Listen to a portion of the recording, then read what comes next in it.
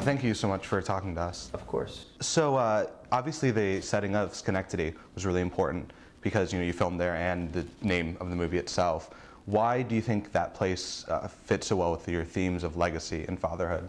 Well, my wife is from Schenectady, and I traveled up there with her for like the past 10 years to visit her family, and every time I went there, just really felt that place, on the police badge, Schenectady police badge, there's like a burning building with a bunch of Indians chasing some Dutch people out of the burning building. And, it was the site of like many massacres in the past. And I feel like you can still feel the ghosts of the past there in Schenectady. And, I wanted to make them, you can still feel the legacy in Schenectady. And so that's why, I wanted to set it there.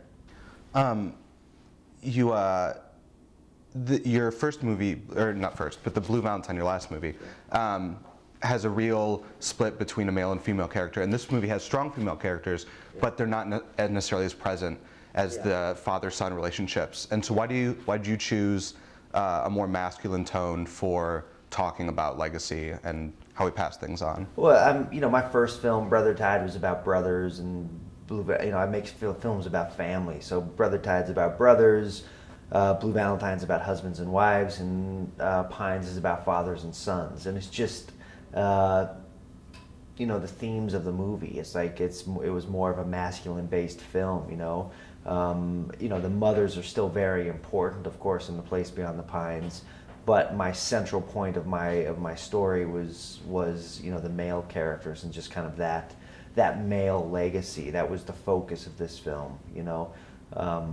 And it's such a big film, such an epic scope, and I felt like there was a lot to go on with that, Yeah, and speaking of that, how was the shift between Blue Valentine, which was very focused on just these two characters, versus now you have in this film, it tells a much larger story. What was the difference in making that just on this scale of like working with more actors and telling a bigger story? It was, it felt like the natural progression for me. I had been planning to make The Place Beyond the Pines for, a number of years before I even started to make Blue Valentine.